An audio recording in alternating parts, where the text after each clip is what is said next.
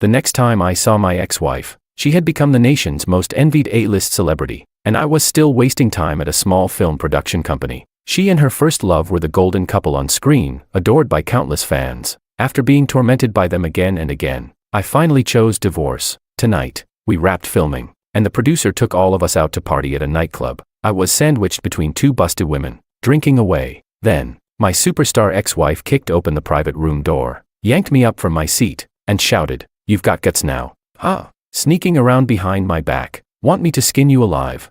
Chapter 1. Zoe's domineering tone instantly lit a fire in me. "What I do is none of your damn business." I pushed her away and staggered 3 steps back to my seat. "Leo, what did you do to piss off that cold and stunning beauty? Careful she doesn't screw you over." "How would I know? She's a damn lunatic," I replied helplessly. "Maybe she's into you, Leo. Your lucky days might be just around the corner." That set off a gossip frenzy. Everyone's eyes sparkled as they turned to me. "There's definitely something there. She always insists you join the crew whenever she films. She's always ridiculously generous with you too. Maybe she's trying to hook up with you." "Oh right. Didn't she buy you a few outfits too?" I locked eyes coldly with my ex-wife. "Stop with the nonsense. She's with Henry. They're about to get married, for the second time." Second marriage? A superstar has already been married once. For real. I no longer joined in their chatter. I stood and pushed Zoe aside. "I've got stuff to do. If you want to drink, there are plenty of guys here who'd be happy to keep you company. Goodbye, superstar." Chapter 2. I always thought I still had feelings for my ex-wife, but tonight, that overly flawless face of hers did nothing for me. The men who once bent over backward for her had already drowned in that doomed marriage. We'd had a secret marriage that lasted 7 years, but we couldn't survive the infamous 7-year itch. The breaking point was our 3rd wedding anniversary. That night, she hosted a live-streaming gala to celebrate her first love's return to showbiz. Stars filled the stage. Half the entertainment industry witnessed their sweet, perfect love. On the stream, the two of them flirted and slow danced cheek to cheek, as if they were soulmates. Fans screamed from behind their screens, demanding they become a real couple. "Zoe, you've made me believe in love again." God, the way they looked at each other, so sweet it hurts. Be together, be together. Finally, the world feels complete. On one side, a dazzling, earth-shaking love story. On the other, I was at home with a fever, taking care of our 3-year-old daughter. The glitz, the noise, the fairy-tale romance, none of it had anything to do with me. What I cared about most was how she claimed to be busy with work while whispering sweet nothings to him. I thought I'd grown numb, but my eyes still turned red. My daughter saw my flushed cheeks and gently handed me fever medicine. "Daddy, take this and the fever will go away." I swallowed the bitter pill. Just then, the sound of high heels echoed outside the door. "Daddy, Mommy's back." She ran to open the door, only to return with her head down. "It's not Mommy."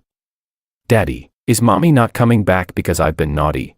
It felt like someone had punched me in the chest. I hugged my soft little girl close. I couldn't bear to tell her the truth, that her mom never even wanted her. When Zoe got pregnant unexpectedly, she insisted on an abortion. Even when I begged her with my life, it didn't matter. It wasn't until the doctor warned that her uterine lining was too thin, one more abortion and she'd never be a mother again, that she grudgingly gave birth. But to preserve her figure, she never breastfed. Not once did she hold our daughter. She treated her like an enemy, as if our daughter had ruined her pure and innocent, girl-next-door image. "Mommy's just busy. From now on, Daddy will be with you all the time." "Okay." My daughter clasped my hand tightly. "Okay, Daddy, we're the glue squad. You go, I go. Pinky swear." Maybe it's time we really left. My girl and I didn't want to be shadows anymore. After putting her to bed, I stepped out onto the balcony with my phone. Memories flashed through my mind. When did it all start? Maybe it never ended. I just kept lying to myself that it had, so I could survive. God, I'm so stupid it hurts. Chapter 3. I dialed the number. On the other end, it was that same sarcastic ringtone. "Thank you for once lying to me so sincerely." Over and over again, until I was in tears. Only then did the call finally connect. In my ear came her ever-cold voice. "What is it?" I wanted to boldly demand a divorce, but what came out instead was, "What are you up to?" "Working." The answer was always the same. She didn't even bother to make up an excuse anymore. Even as the laughter of her first love, Henry, echoed in the background. I cursed myself for being pathetic, knowing everything yet still choosing to humiliate myself. "Zoe, let's get divorced. Tomorrow at 9. Civil Affairs Bureau." She paused for a second, clearly growing impatient. "Is this supposed to be funny?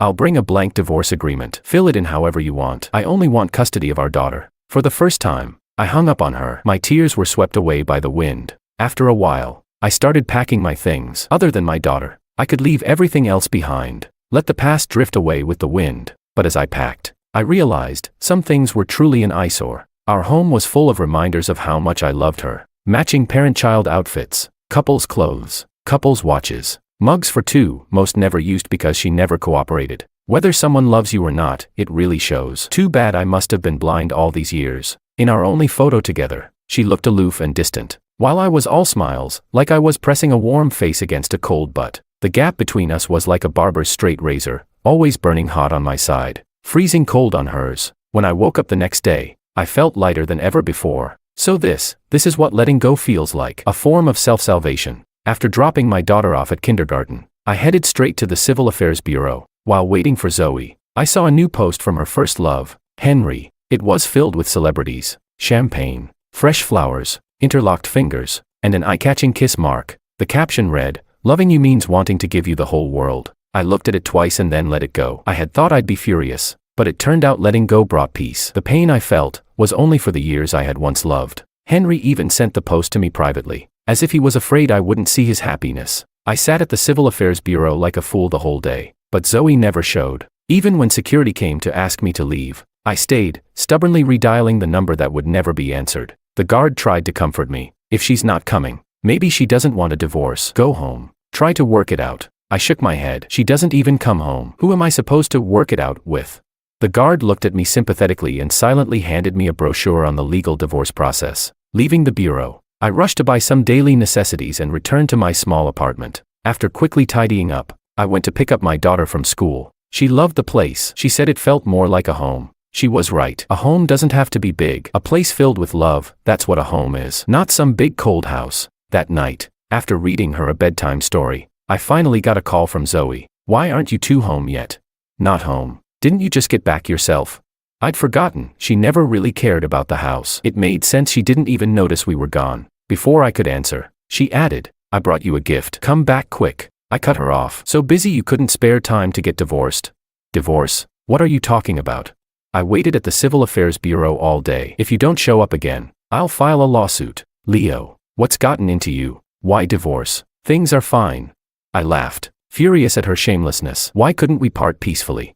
You already live-streamed your love life to the world. Might as well make it official. We're not petty people." I hung up on her a second time. Damn, that felt good. "We're divorcing. No need to waste more words." Just as I was organizing my daughter's little backpack, the doorbell rang. This late, could it be her?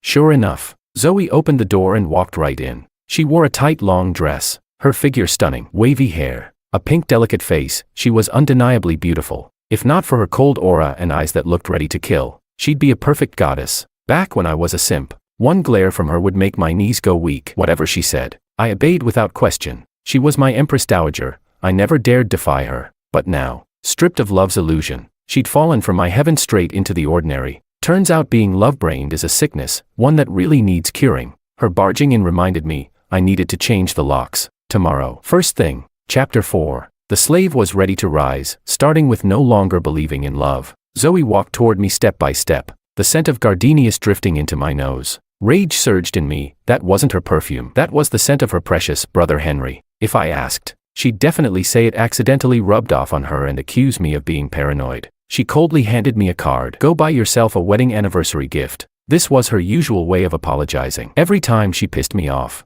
she'd toss me a card, as if I were some boy toy she was financially supporting, and money could fix everything. Maybe she'd never even noticed, there were already stacks of these cards in the house. I pushed the card away and took out the divorce papers, handing them to her. Seeing that I didn't gratefully accept her generosity, she must have mocked me inside. "Can't even take the easy way out, huh? I don't want a cent of your money. I just want custody of our daughter." I didn't understand what she was stalling for. Shouldn't she be happy to get rid of us two burdens? She'd always felt that marrying me ruined her chance at becoming a celebrity, that I had seduced her away from her big break. Letting go should be doing her a favor, shouldn't it? I handed her a pen, hoping she'd sign quickly. Zoe threw the pen down and snapped. "All this fuss just because I helped Henry plan a comeback party?" "Damn right it's a fuss. Then why are you acting crazy? What does our divorce have to do with you throwing a party for him?" Zoe stared at me, utterly baffled. She couldn't believe I dared speak to her like this. "You're just jealous of Henry. You watched last night's live stream, didn't you?" "I have a clear conscience. That's why I streamed it. It's not like I'm leaving you out, but what's the point of forcing yourself into a social circle where you don't belong?" She complained, pointing fingers at me. but I didn't care. I simply handed her the pen again. There's no financial dispute between us. Let's just get this over with. An awkward silence filled the room. After a long pause, Zoe spoke coldly. I admit, I should have told you about helping Henry with his party yesterday. Fine, this Saturday. Invite him to dinner at that private kitchen in the East District. You make the reservation. And make sure to tell them, no spicy dishes. Then she left without even looking back, not bothering to offer a single kind word. I was speechless. Damn, this is what being a simp gets you, nothing but humiliation. I pulled out my phone and submitted an online divorce filing. Thank God for modern technology, makes the road to divorce a little less twisted. Now I just had to wait for the court to accept the case and finally give me a fair judgment. Chapter 5. In the days that followed, I made our little home warm and secure, didn't just change the locks. I replaced the whole door with a top-grade security one. At 5, I was making a nutritious dinner for my daughter when the phone kept ringing non-stop. Zoe was finally experiencing what it felt like when I couldn't reach her in the past. I put the phone on silent and continued cooking dinner with love. After a cozy meal with my daughter, I saw my phone screen still flashing, and couldn't help but laugh bitterly at the irony. When I finally answered, an angry voice exploded on the other end. Leonardo, where the hell are you? At home. Why didn't you reserve the restaurant? Are you seriously this unreliable? Whatever. Just get over here. Don't make us wait, or you'll regret it.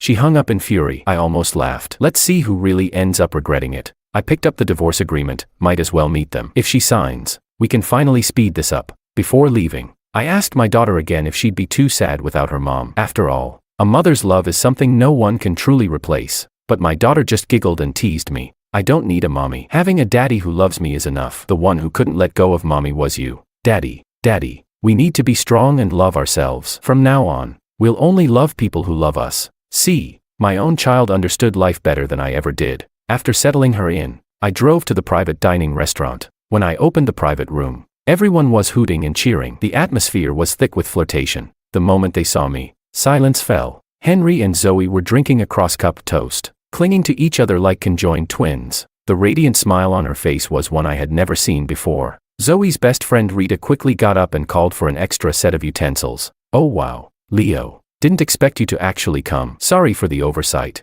The way she said it, I sounded like some unwanted extra. Everyone gave me that smug, judgmental look. Zoe said nothing, holding her glass. Henry offered fake explanations, but his eyes were full of smug provocation. We're just joking around. Don't take it seriously. I calmly took a seat. Sure enough, not a single dish had chili in it. My heart sank. Rita kept the party lively, acting as though I wasn't even there. After everyone had eaten their fill, Rita looked at me with a mocking grin. Leo, did you save the universe in a past life or something? How else did you land our stunning Zoe?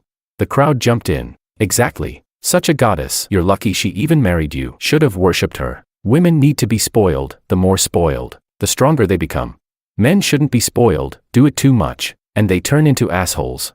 They kept this up, acting like their whole purpose was to grind me into dust. I was getting fed up. Henry took Zoe's hand and looked at me coldly. Zoe is the love of my life. I hope you never make her shed another tear. Yeah, childhood sweethearts, if you hadn't butted in, they'd have been married ages ago. Rita added fuel to the fire. They all seemed to forget how, back when Zoe's family went bankrupt, Henry's mother had humiliated her and forced them to break up. It was all my fault back then, Henry said. I shouldn't have listened to my mom. I left you and went abroad. Zoe looked at him through teary eyes, overflowing with affection. If you ever hurt her, I'll beat you so hard you won't know where your teeth landed. I stood up, grabbed Henry by the collar, and shoved my face close. Do it. Beat me. Right now. Come on.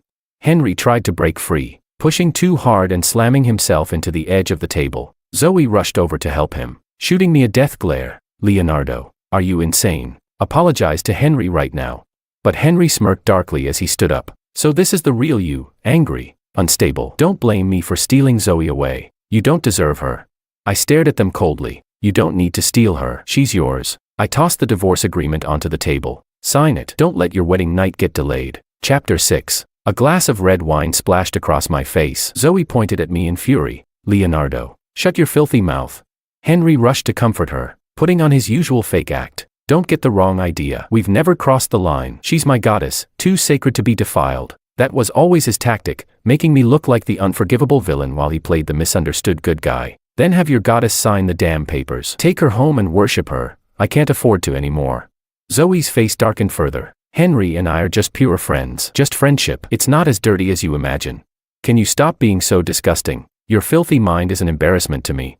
You better apologize, immediately, to Henry, or I'll never forgive you. I couldn't help laughing from how ridiculous it all was. Looking at this stranger I used to love, I asked, Zoe, what right do you have to give me orders? You're my ex-wife. The room fell completely silent. Henry's eyes lit up with joy, a smug grin crawling across his lips. Leonardo, is this still about the party Zoe threw for me?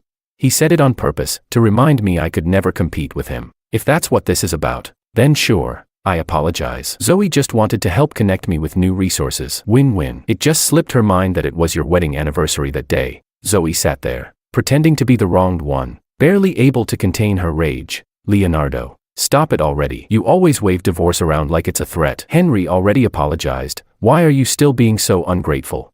Yeah, can't even take a joke. People like you, not in our circle, just don't get it, no perspective. Everyone started chiming in like I was the problem. I tossed the divorce papers onto the table and turned to leave. Leonardo, you stop right there. You weren't even home on our 3rd anniversary. What right do you have to judge me? You just want money. Haven't I given you enough over the years?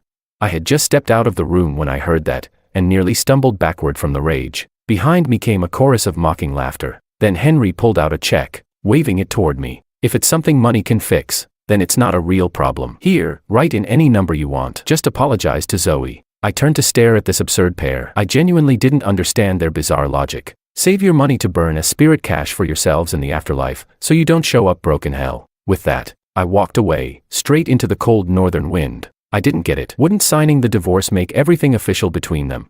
A clean break, that's what she always said she wanted. Why was Zoe still dragging this out?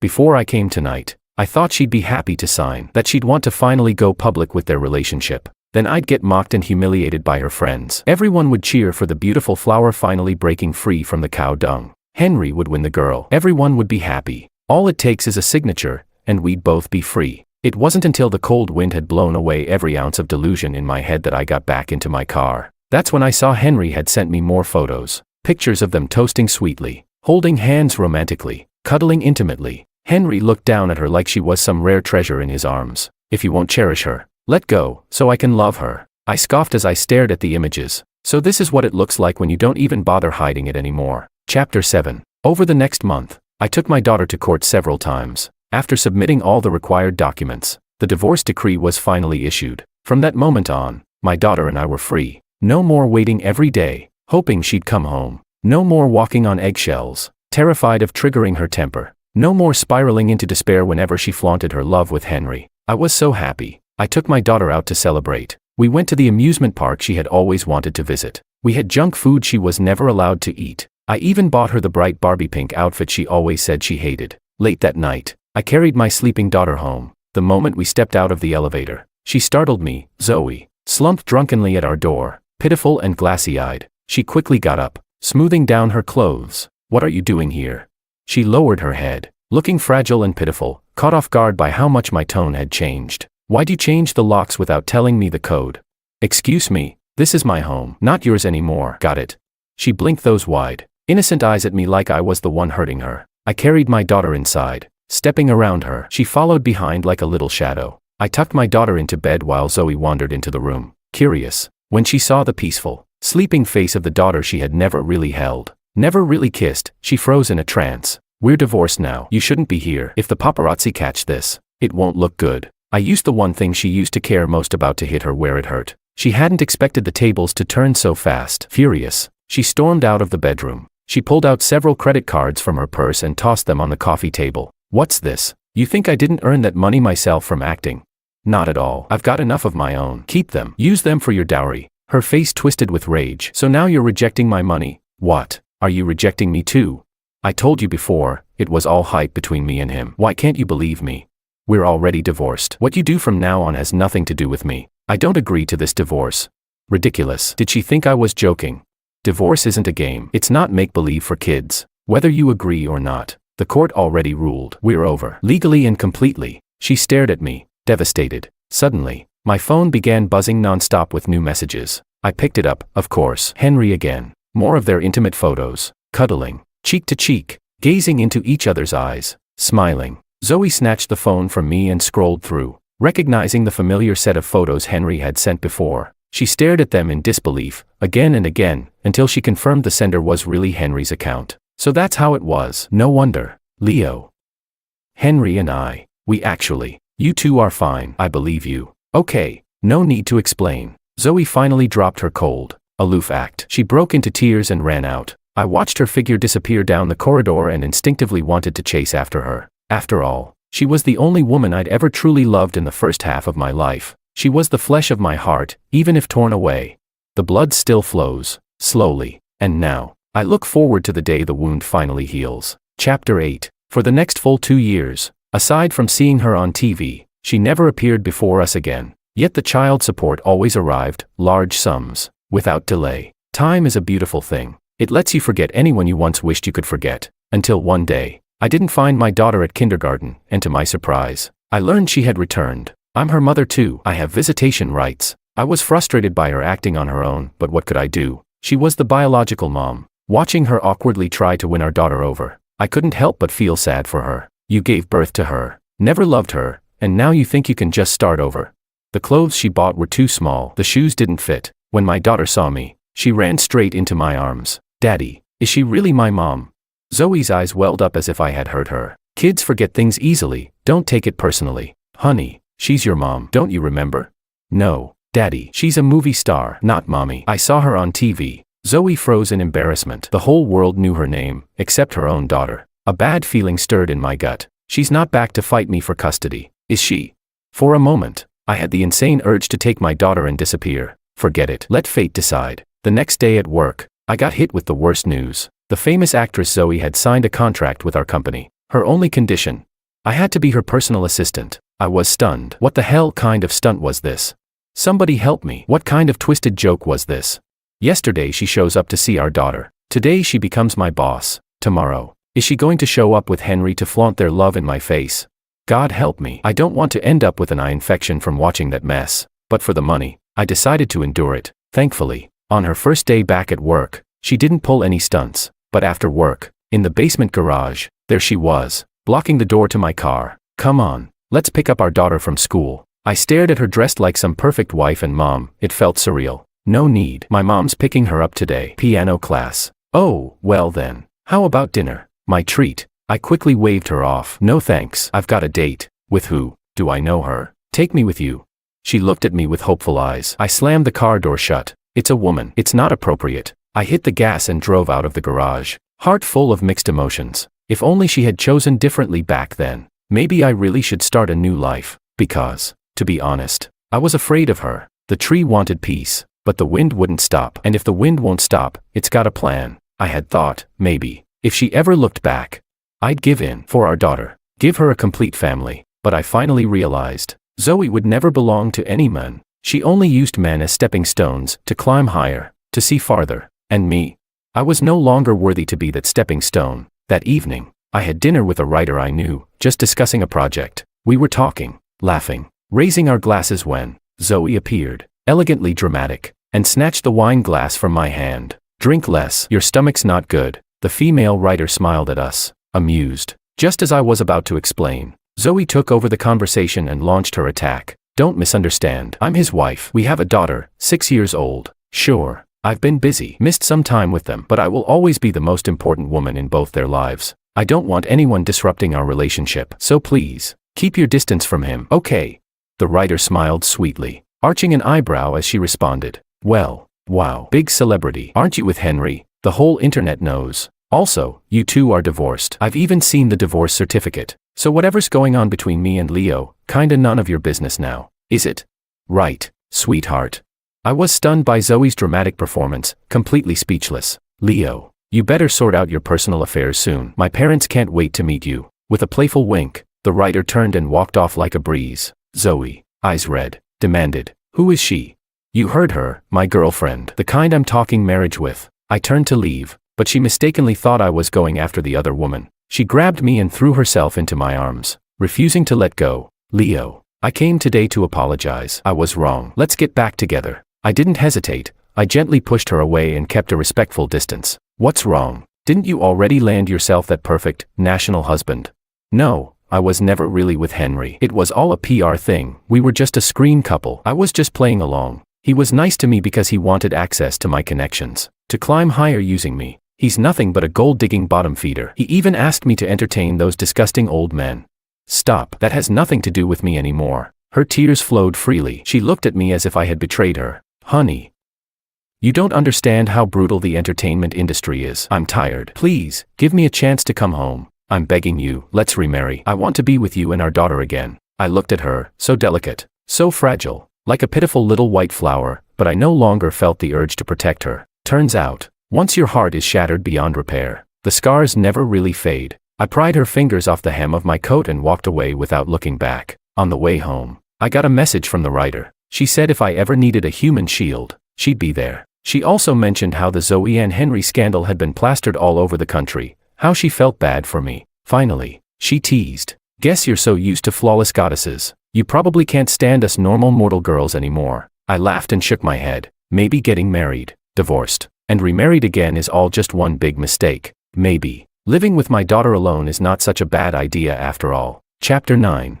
Time flew by again. After I handed out another round of paychecks, big news broke at the company. We were heading to an island to shoot a film. The lead actress, Zoe, and of course, she specifically requested that I go with her. She had me prepare countless sets of sexy lingerie and provocative swimwear. On the first night after we arrived, she insisted I help her pick outfits. Staring at her voluptuous figure, I almost turned and ran for my life. She only needed a few words to freeze me in place. I'll dock your pay. People say looking at a beautiful woman is a kind of pleasure, but at that moment, it felt like torture. My cold, glamorous ex-wife, changing into one revealing outfit after another. Sultry, seductive, unstoppable. My sanity felt like it was being peeled away, layer by layer. Her eyes were like hooks, slowly tearing at me. Am I beautiful?